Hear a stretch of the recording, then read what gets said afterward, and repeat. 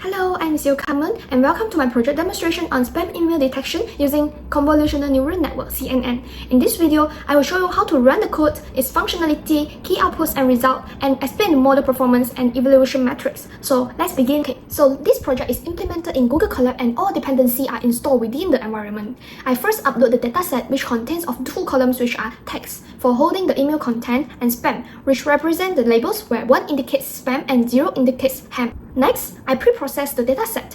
This involves the cleaning of the email content, converting all text to lowercase, removing punctuation, and eliminating unnecessary stop words.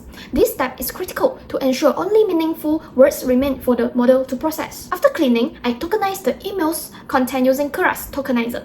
The text is converted into numerical sequence representing each word. To ensure the uniform input length, I peg these sequences to a fixed length, which is the maximum length of any email in the dataset. This ensures that the CNN model receives consistent input dimensions. Okay, now let's talk about the model architecture.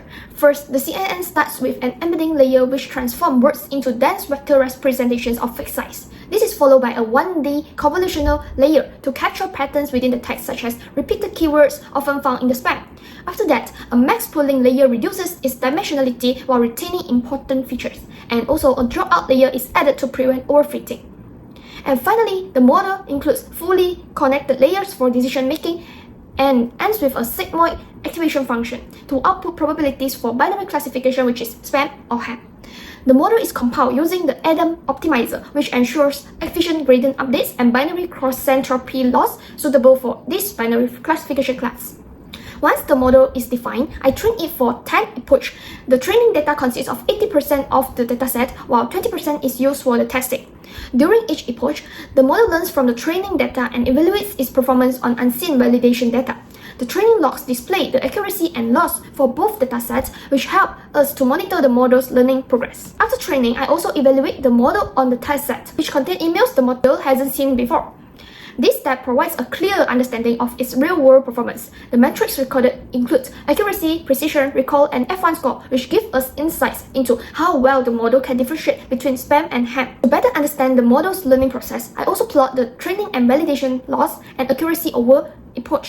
These plots help us to verify that the model has converged effectively and it is not overfitting and underfitting happening. Lastly, I also include a functionality where users can input any email content to classify it as a spam or ham. For instance, if I type "Congratulations, you have won a lottery," the model correctly classifies it as spam. On the other hand, while I entering "Hello, I wanted to follow up on our meeting schedule," is classified as ham. So this interactive feature demonstrates the practical usability of the model in real-world scenarios. Next, I will walk you through the key outputs and visualizations. After training, I evaluate the model on the test data. The test accuracy achieved is 97.29%, which demonstrates the model excellence performance on the unseen data. The low test loss further confirms the model's strong predictive capabilities. So next, let's examine the conversion metrics. This matrix visualizes the model's classification performance. On the test set, it shows that the model correctly classified 845 legitimate email as ham and 270 spam email as spam. However, there are some small errors, including 11 ham emails misclassified as spam, which is false positive, and 20 spam emails misclassified as ham, which is false negative. These results indicate the model is highly accurate with minimal classifications, which is 31. Moving on to the training and validation graph, the top graph shows the training and the validation loss over the epoch. As you can see, the training loss decreased consistently, indicating the model is learning effectively, while the validation loss stabilizes, showing no overfitting. The bottom graph shows accuracy. The training accuracy reaches 99.99%, while the validation accuracy stabilizes above 96%, confirming the model excellent generalization ability to the unseen data. Finally, the model also supports live input classifications. For example, when I input "Congratulations, you have won a lottery, claim your prize now," the system correctly predicts it as spam. And when I input "Hello, I wanted to follow up on our meeting schedule for tomorrow," it correctly classified as ham.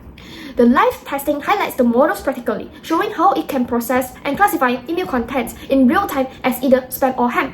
So in summary, the model achieves high accuracy, generalizes well to unseen data, and performs reliability in real-world scenarios. Now, I would like to explain about the model performance and evaluation of our project. The model's performance is strong, while with high test accuracy and balanced precision. However, there are 31 misclassified emails highlight some limitations, especially with complex or novel spam formats. To improve this system, I suggest using periodic retaining on updated data to handle evolving spam techniques, and combining it with heuristic method like keyword matching for edge cases. Moreover, this model also generalizes well, as shown by its stable validation performance, making it suitable for real-world applications like email filtering system. In conclusion, this project demonstrates how CNN, which is convolutional neural network, effectively detects spam email with high accuracy and reliability. The model processes email efficiently by providing real-time classifications, making it ideal for deployment to small to medium-sized organizations.